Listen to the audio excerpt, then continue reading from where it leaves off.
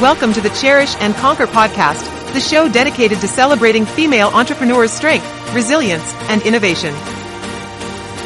Be inspired by stories of women and what they cherish to help them conquer against all odds.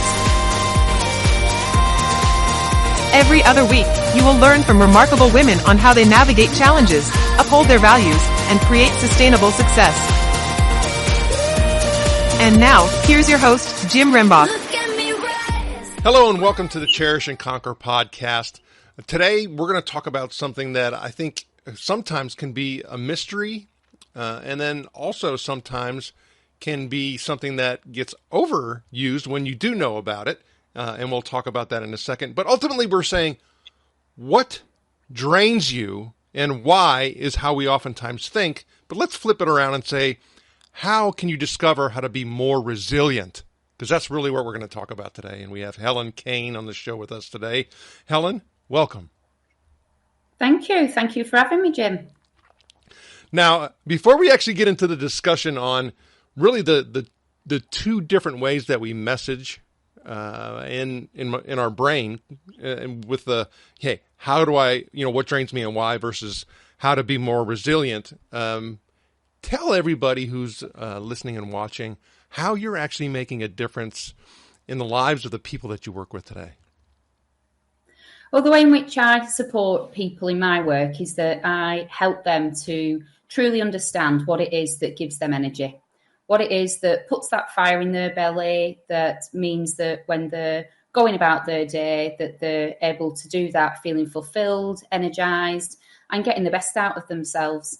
So I help people to have that awareness of their strengths and what puts that fire in the belly, and then how they use it on a day-to-day basis. And so for you to be able to do that, you're actually collecting information, you're collecting data, you're also comparing that with other data sets of people who've actually gone through assessments. And when you start looking at how you're identifying the information that's necessary in order to help the people do that, kind of walk us through that a little bit. Okay, so I use a psychometric profile that's called StrengthScope. StrengthScope was formed by two doctors in psychology who were a little bit preoccupied that what we often do, especially in the workplace, is that we focus on the things that perhaps we're not so good at. We focus on looking at, well, what's the job specification? What are the things that we need to get done? How are we doing it? And really how we need to improve on those areas that we're not so good at. And what they wanted to do was really flip that around and say, but actually, what about all those things that we're great at? What about those things that give us energy? What about our underlying qualities? Rather than just looking at a skill set, let's look at the stuff that puts that fire in our belly, that really gets us going. So I use the StrengthScope profile, which helps encourage people to think about what you like at your very, very best. You on a really good day, what does that look like? The answer a variety of questions, and then that brings out a profile, and it's a wheel of 24 strengths, and you can see the 7 standout strengths, the 7 areas that give somebody the most energy. And what we do is we look at, well, how do we use those strengths? How do they show up? Are we using them enough? What can we do in order to maybe combine them?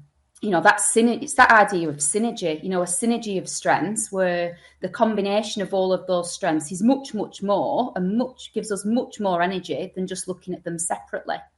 Well, and also too, when you started talking about that and you said at work, I mean, it's really for everybody because everybody's an individual contributor to some degree, and then it has an effect on others that we're interacting with or that we're working for or that we're working with. And so entrepreneurs, solopreneurs, teams, I mean, we're talking about this. This is really something for everyone. Is that correct? Oh, absolutely. And it's not just the way that StrengthScope was in, the intentionality was about looking at workplaces. However, what gives us strength comes out in our relationships. It comes out in how we do parenting. It comes out in the lifestyle that we choose, the things that we choose to do on a day-to-day basis. So whilst the underlying intentionality has been around the workplace, it's massively transferable. And when I'm undertaking strengths coaching with the people that I work with, I definitely get them to think about, well, how does that translate across the board and within the other areas of life as well? Well, and another thing we had talked off mic, you were saying something that kind of struck me a little bit, but I think it makes sense for us when we start really breaking it down and thinking about it. You had mentioned something about, resilience, being able to apply our strengths. However, if we over apply or if we're using that particular strength too much, that actually has a negative effect. Can you talk about that a little bit? Oh, totally. So I'm working with somebody at the moment who's in a really senior role, very responsible role as a consultant, and they're going to work and they need to make decisions each and every day, difference between life and death, that sort of decision, and invest a lot of the energy in doing that in work and in supporting the team, lots of empathy and compassion, really efficient in doing that. And one of the dangers of that, when I've explored that with this person, is that leaves them feeling extremely drained when they then come away from work. So whilst within that workspace, those strengths are hugely constructive for them, there's, it has a positive impact on the support and the care that they provide. Upon coming home, they can then find that they're totally spent. So there is a danger when we are, a vulnerability, I suppose, when we are applying our strengths, that we don't overdo it and that we leave space so that we can still feel energized rather than feeling drained by the very things that actually put the fire in our belly. Well, and another thing that we had talked about is how we need to really leverage positive psychology.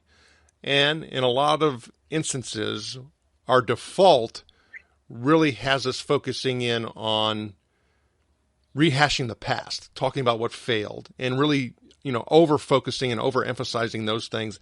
And I think it's really important for us to, be able to look at what we need to do versus what we did, and that's where positive psychology comes into play. So, help us a little with how do I get myself into the more positive mode approach, more so than thinking about the whole failure component?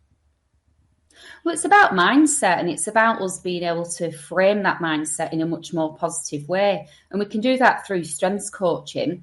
But I find that that's enhanced by considering some of the presuppositions of NLP, so neuro-linguistic programming, rather than looking at failure as, something where we've got weaknesses and stuff that we just can't do, which can lead us to be really bogged down. If we can get into a spiral where our energy is absorbed, our confidence suffers, we don't feel then able to present in our best selves. Whereas one of the presuppositions of NLP is that there's no such thing as failure, but only feedback.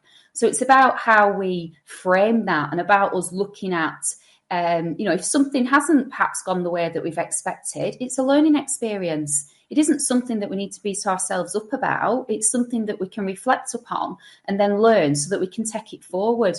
And when we're in that mindset of being, where we're wanting to learn and we're open to opportunities, our brain functions differently.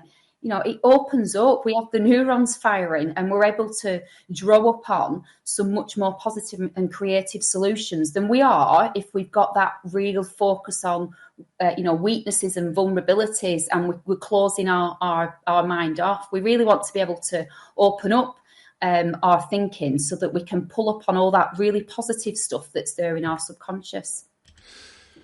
So if I start thinking about, you mentioned something about 24 different strengths that are measured, and we start talking about, focusing in on, leveraging neuro-linguistic programming. That's how we're starting to put the building blocks in place in order to be more resilient, in order to understand limitations. And I would dare to say, when we start looking at the things that we go through just throughout our lifetimes, some of these things kind of shift and change too, don't they? Myrina.ai draws inspiration from the legendary Amazonian Queen Marina, embodying resilience and strategic brilliance. With our AI-powered SaaS platform, we equip women-led businesses for success in the evolving landscape of AI and business automation. As a partner and community for female-led businesses, Myrina.ai maximizes their potential using AI while providing essential support. Ready to amplify your success using AI with like-minded ladies? Register or learn more at myrina.ai. And now, back to our interview. Yeah, of course. I mean, if you're able to really draw upon the stuff that gives you energy, you're then able to have transformational change. You're able to shift how you think about what it is that you're capable of doing. And having that awareness and that understanding and using it in a way that is genuinely rooted in getting the best out of yourself, it sets you on fire. It allows you to build momentum. It becomes contagious as well. It can impact the people around you to see that energy. And when people start noticing that, you then get feedback. And that feedback, it snowballs in the most positive way. You start building up and going, actually, I can do this. Look at what I'm capable of. And then that allows you to be even more intentional about how you're going to, make sure that your strengths are showing up and that you're getting the best out of yourself going forward. I also have to think that attempting to do some of the things in isolation aren't going to be very productive either, are they? I think it's really important that when we're thinking about our strengths, we are using them in synergy. We are focused on we're not just a one-trick pony. We've got other strings to our bow. There are other things that we can use that will really set us on our way. Because if we're just too focused on one thing, not only is that vulnerability and that performance risk that you're going to overdo it, but it might well be that you're using it in the wrong context as well. And that can be another way that overusing our strengths can really sort of go against us. So if we're using them, in conjunction with one another, then we're going to get a more rounded approach, and people are going to understand our essence and what we're about much more effectively. Well, and for me, in context of working in isolation, meaning I'm doing this work on me, can be more difficult versus saying, hey, I'm working with someone else, whether it's a coach, a colleague, a team. I mean, there's some type of collaboration going on here. And also, I think there's some, particular negative sides if you're doing this type of development work with somebody who you know very closely. There's certain things that happen from a family perspective, for example, that are just, not going to help you move forward because people will protect you. Where you have to have somebody who has an outside perspective in order for you to really make a difference in being more positive in regards to being able to turn some of the negatives into something that's going to generate a better result. So tell us a little bit about that dynamic, because I think a lot of times people think that, well, I could do it myself. Yeah. I don't think that's the case. Yeah. Well, it's that whole, there's a real growing understanding that coaches need coaches. So coaches already have a really specific area of skills, their own strengths that they bring to that role, but still coaches need coaches because it's allowing for that sort of independent perspective on, and for somebody who doesn't have an agenda. When you're coaching somebody, you don't have an agenda other than allowing whoever you're coaching to take that journey where they want to take it. So when I first was accredited as a strengths coach, the way in which I supported in that role was I worked for a national organisation and I offered coaching to people in different parts of the country. I wasn't connected to the line management process. I wasn't part of the team. I didn't have an overarching agenda that was around, the local organisational goals.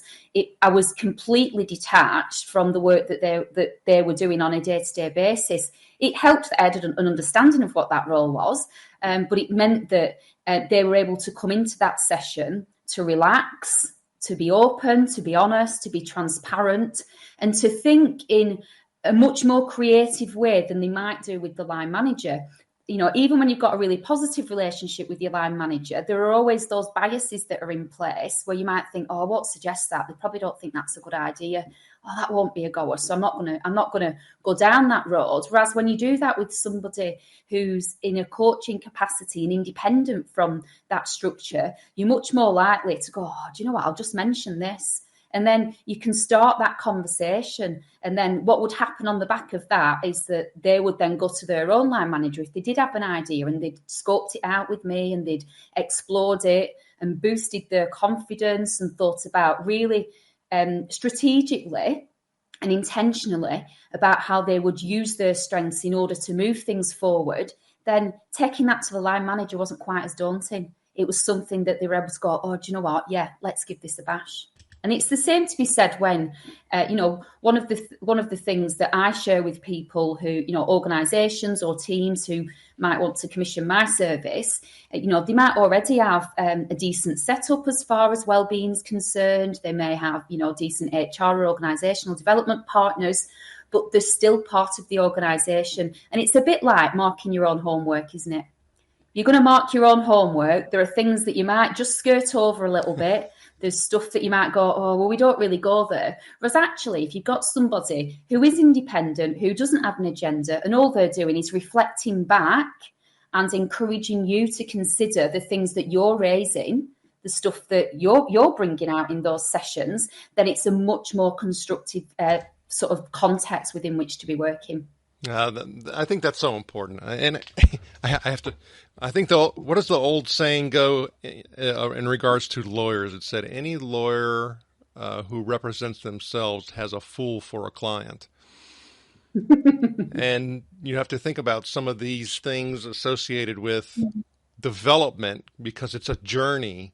We have to be really careful how we're going about doing that. Self-help can only take you so far, and a lot of times it takes you in the wrong direction. So we have to be really careful. Okay, so I'd really love to know what inspired you to start your own business, and how does it align with the concept of cherish and conquer? Well, I could probably talk for about 3 days on this. Fundamentally, my own personal value base is absolutely what's driven me. It comes from being the eldest of 5 children. My parents separated when I was 11, so I played quite a significant role in family life. My mum was, and my dad, because mum and dad were together until I was 11, they were supported by my grandparents. And my nana, I used to spend loads of time going to see my nana when I was a child, and she had so many aspirations for me. She was really clear.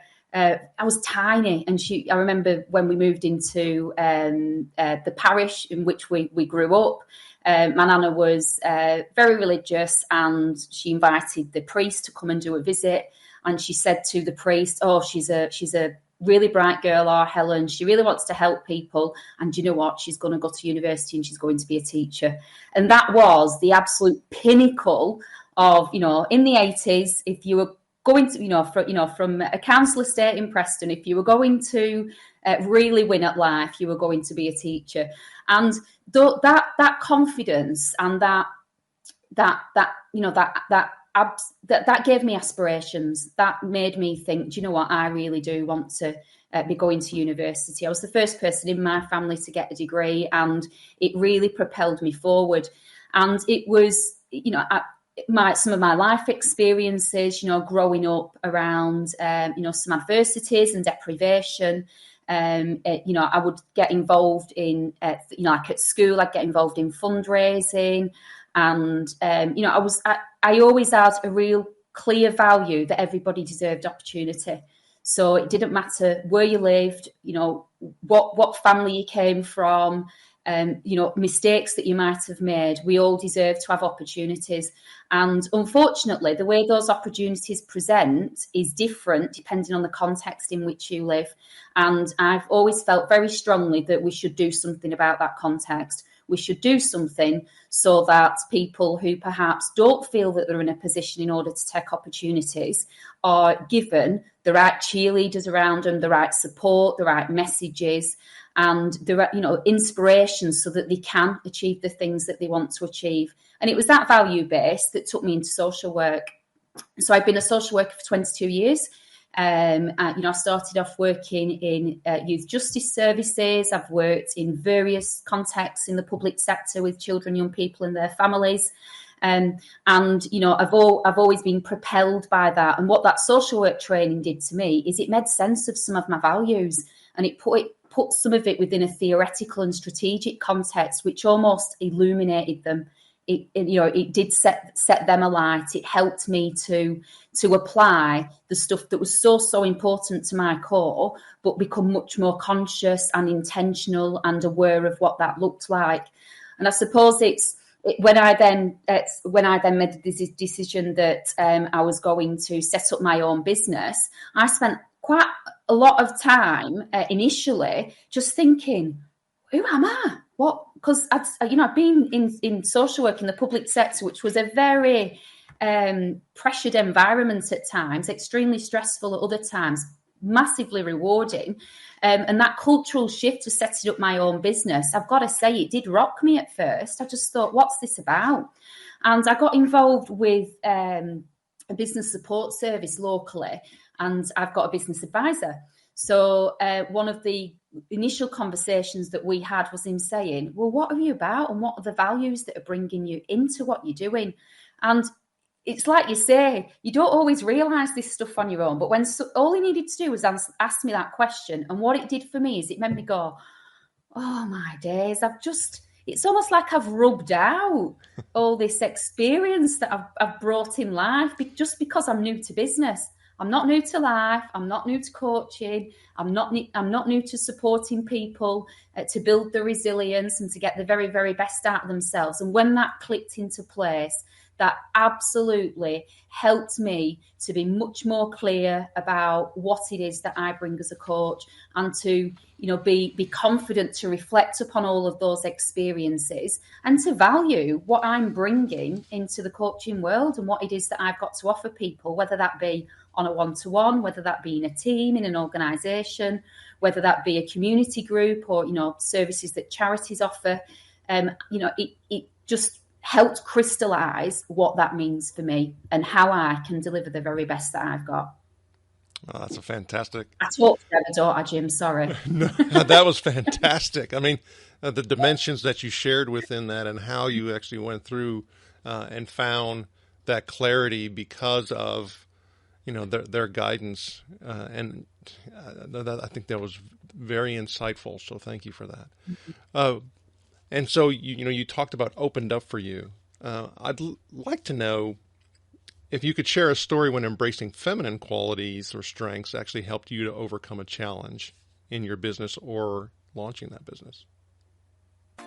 At the core of Myrina.ai is customization and the innovative AI you process, which uses AI to infuse your personality, style, and vision into cloning you and growing your business. Are you ready to amplify your success using AI with a community of fellow female entrepreneurs? Go to Myrina.ai today. And now, back to the interview. I don't know whether it's necessarily feminine, but I think that the thing for me that really helped me launch and to connect with my business was authenticity. And part of that, I suppose, is me as a woman. What it is, as a parent, I'm a mum. So those responsibilities and the absolute privileges that I have from being a mum, I raised and have raised my child on my own. She's 16, and just not I think sometimes, particularly when I was younger in my social work career, I might have felt a little bit vulnerable. Firstly, the vulnerabilities can be about, well, are you a parent? Because so you can't support families if you're not a parent. But then if there were things that perhaps my responsibilities would then maybe mean that, parts of my role would need to just be parked slightly, or I'd need to put things to one side whilst I prioritised parenting. And I think, thankfully, in the UK, things are massively changing around parental responsibilities in the workplace, and that flexibility that's afforded to mothers and parents. And for me, being able to just truly be authentic about what it is that I am, what my life looks like, where my responsibilities fit, and how that impacts what I bring. And I think it does give a much more measured and honest and relatable service. I remember once going for an interview, and it was for a senior management position. It was one that I didn't really expect to get, if I'm honest. I'd gone into for the experience. I just thought, throw your hat in the ring, get the experience. And one of the things that I understand resonated really well was me talking about some of my experiences as a parent, and the way in which I try to balance that, and I really love the concept of, we talk about work-life balance a lot. I love the concept of a work-life blend, and that you're blending it together. And it doesn't always, the scales don't always balance out. Sometimes it's one way, sometimes it's another, but they blend together. And I think being in business has certainly allowed me to have that blend, and have that blend on my own terms. Not necessarily it's all perfect and it's exactly how you want to see this perfect life, but in a way that means that I've been able to be true to myself. And first and foremost, my most important role is as a parent. Mother to my girl comes before absolutely anything. And as it happens, the past 12 months has coincided with my daughter being in her final year of GCSEs, of high school. And high school has been quite a tricky environment for her.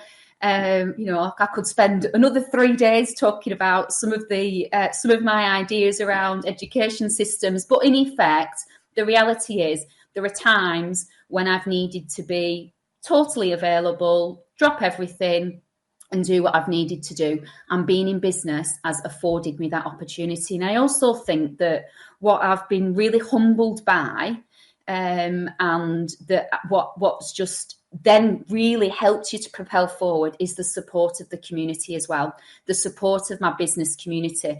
I couldn't imagine, I've made brilliant friends being in the public sector. You're absolutely bonded by those experiences, those real challenges of, working with children, young people and the families at the most stressful time of their life. What I didn't expect is that I could make similar connections with people in business, having those cheerleaders, having the people who, are interested in what I do, who will offer me support, who will offer me guidance. And I'm part of a number of female networking groups, which just brings about that gorgeous feminine energy. And I'm not exclusively in female networking groups. I love being in with guys as well. It's a really, gives us a right good balance. But I do think that being able to just celebrate being a woman and celebrate that we are doing this on terms that mean that we can live life in the way that we want to live. We can be parents in the way that we want to be parents. We can, be friends. All these dimensions that we have, because we're not just these people in business. We're people, aren't we? We've got so many different strings to our bow. Well, as you're saying that, I start thinking about going back to the conversation about, positive psychology versus, rehashing things that fail. I think what you just talked about right there is so critically important from a positive perspective, because if I am, and I don't want to say necessarily, I think your word's best, blend. If I blend all of the different parts of me, whether it's, the professional support, whether it's the, heck, even parenting community, whether it's, I mean, all of these types of things. I think looking at it from that, omni type of approach is probably the most helpful in order for us to take perspectives from all of those particular areas and be more resilient. Because now I have a viewpoint that is not so isolated to one particular group. Yeah, and I think that's where feedback is so important, isn't it? So it's really interesting you say that. It was my business anniversary on Wednesday, so I'd done a year in business. And in the afternoon, I went to a spa with my best friend. We've been best friends since we were at just started high school. She knows everything. She's my go-to. We absolutely adore each other. And I was sat reflecting on some stuff, and I'd said to her, I'd just done a reel for you to share on social media. And I said, I hadn't quite realised the stuff that I'd achieved. And then I'd fallen into, I wanted to do this today. And she literally just said, Helen, you're fabulous, you're this, you're that, you're the other. And she started rhyming off all this stuff. And I chuckled to myself and I said, but you'll say that because you're my best friend. And she said, I will say that because I'm your best friend. However, it's because you need to hear it. And I just think that absolute, she didn't say, oh, well, yeah, you could have done that, Helen, which, I could have done stuff, but she just had the essence of me. And it's so important to have people who offer you different things. So I've got that in my best friend. My business advisor, who's also a coach. He will hold me to account. He will absolutely say, well, what is it that you're thinking about this, Helen? Where are you going with that? What do you think that will bring? And sometimes I literally want to poke him in the eye and say, leave me alone, get off my case. I'm cracking on with it. This is my business. But it's another dimension that I need. I absolutely need that. And then other times I need bringing back to reality by my daughter.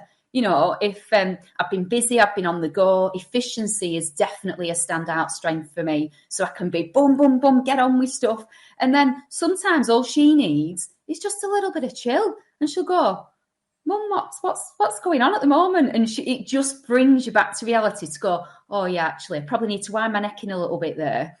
Just go with the flow a little bit more and not present in a way that things have to be so prescribed and go a certain way. So I think there are all those different dimensions and they all have something to bring. It's not to say that one's better than the other, one's more valuable than the other. It's about how we look at, understand ourselves and look at actually what sense do I make of all this together?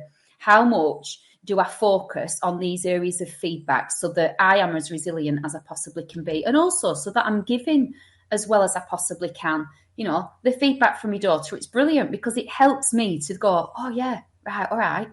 And to really think about how I am as a parent. And everybody wants that, don't they? Who doesn't want to get the best from themselves? Who doesn't want to be able to be rocking and rolling and going, yeah, this is all sorted. Those curveballs come in. I can take it.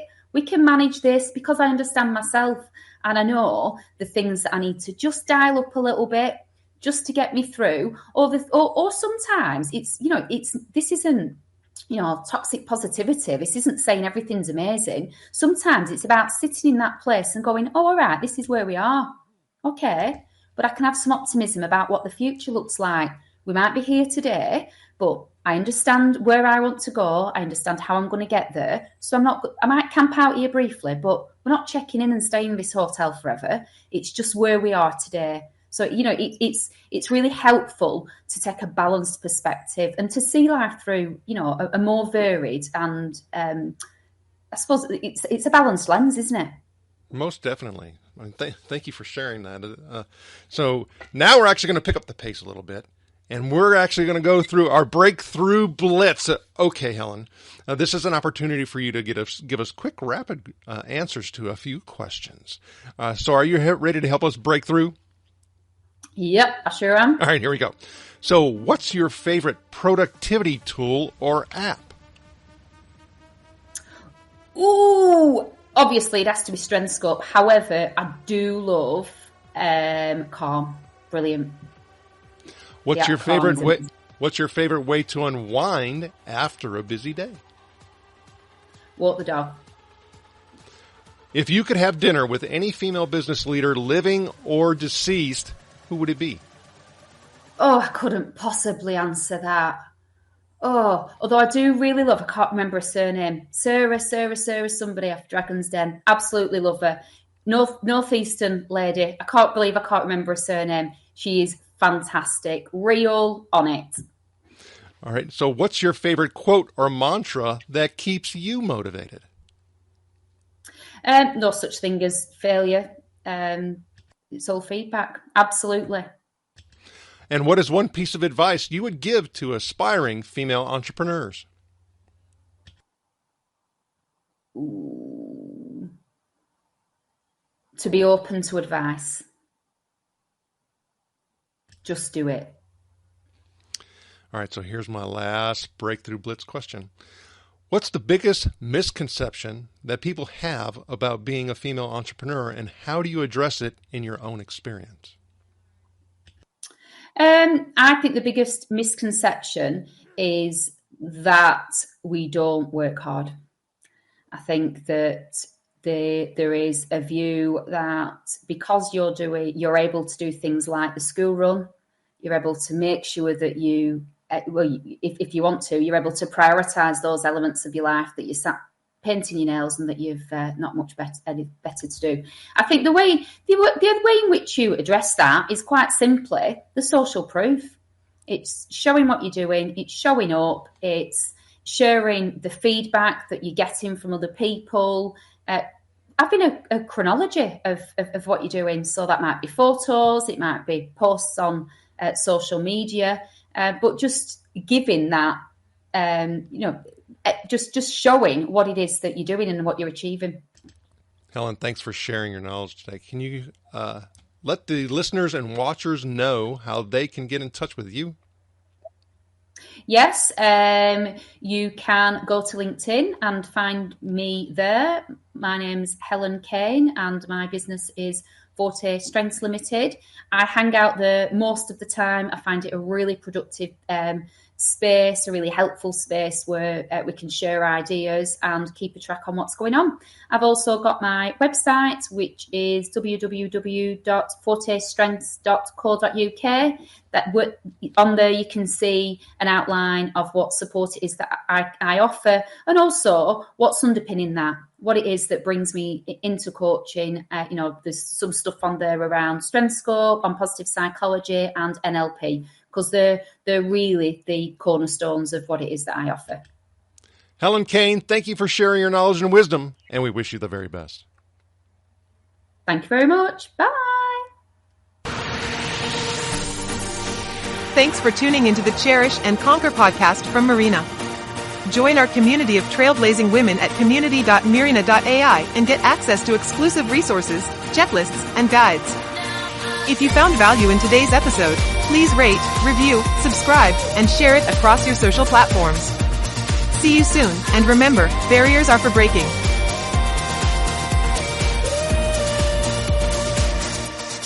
Look at me rise above. That's my story.